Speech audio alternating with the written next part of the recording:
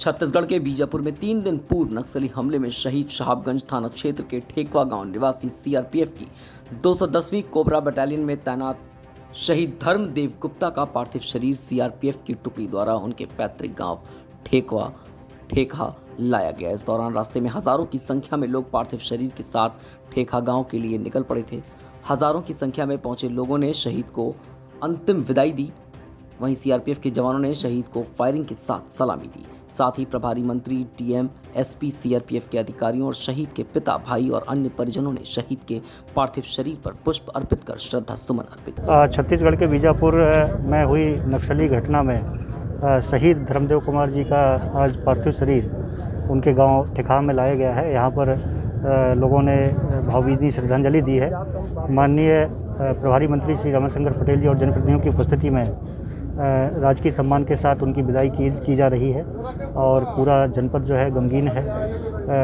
परिवारजनों की इच्छा के अनुरूप शहीद धर्मदेव कुमार जी का पार्थिव शरीर मणिकर्णिका घाट बनारसी पर अंतिम संस्कार हेतु प्रस्थान किया गया है। इसी बीच परिजन यूपी के मुख्यमंत्री योगी आदित्यनाथ और केंद्रीय रक्षा मंत्री राजनाथ सिंह को गांव में बुलाने की मांग पर अड़ गए।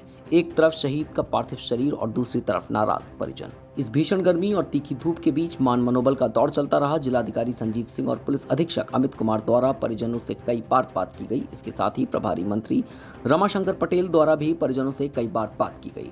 सीआरपीएफ के आला अधिकारी भी परिजनों को समझाने में लगे रहे। कई घंटों की मशक्कत के बाद परिजन माने और शहीद को अंतिम विदाई दी गई। सर, हम तो वहाँ रहे नहीं, लेकिन अब वो ये गए रहना तो यह बता सकिए वो यहाँ रहत रहना।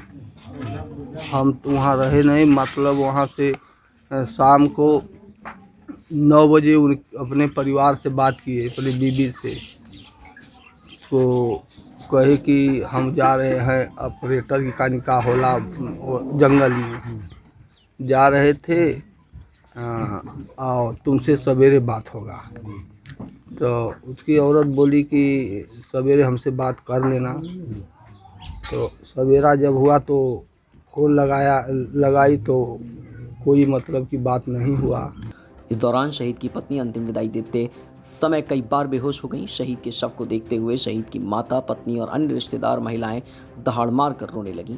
पत्नी कई बार बेहोश हो जा रही थी। बेटी का भी रो रो कर बुरा हाल था। इस दौरान जिले के प्रभारी मंत्री, सीआरपीएफ के आला अधिकारी, डीएम, एसपी और सैयद राजा, बीजेपी विधायक सुशील सिंह सहित तमाम जनप्रतिनिधियों ने शहीद के पार्थिव शरीर पर माल्यार्पण कर श्रद्धा सुमन अर्पित किए। पैतृक गांव में अंतिम विदाई की प्रक्रिया पूर्ण कर शहीद का शव अंतिम संस्कार के लिए वाराणसी के मणिकर्णिका घाट हेतु रवाना हो गया।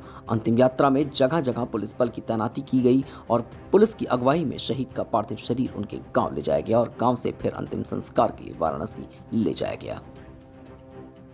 आज धीरे 4 दिन हो गया। हम लोग 4 दिन से जो आ रहे हैं सबको डिमांड कर रहे हैं कि हमारा एक ही प्रस्ताव है कि यहाँ पे मुख्यमंत्री जी आए और बॉडी को श्रद्धांजलि दिए और 2 बात हमारे परिवार में बोले, उसके बाद ही हम यहाँ से डेड बॉडी को ले जाएंगे। लेकिन अभी तक कोई कुछ नहीं है। सिर्फ कल राजनाथ सिंह की बात किए थे हमारे पिताजी से, तो वो बोले कि हम तो अभी नहीं आ पाएंगे, लेकिन हम मुख्यमंत्री जी से बात करके उनको भेजेंगे। लेकिन अभी तक कोई रिप्लाई नहीं मिला है कि हाँ आएंगे, नहीं आएंगे, क्या करेंगे। तो उनको यहाँ पे आना चाहिए। यहाँ हमारे देश के जवान इतना शहीद हो रहे हैं, क्या अपने के लिए क्या क्या कर रहे हैं, लेकिन वहाँ पे उनको कोई गम नहीं है कि हाँ थोड़ा सा जाकर उनको आश्वासन दे दे, कुछ दे दे। वो आना चाहिए कि नहीं आना चाहिए। Bureau report, Dastak times. ताज़ा तरीन खबरों के लिए सब्सक्राइब करना ना भूलें दस्तक टाइम्स। बेल आइकन दबाकर पाएं देश विदेश की लेटेस्ट खबरों की नोटिफिकेशन।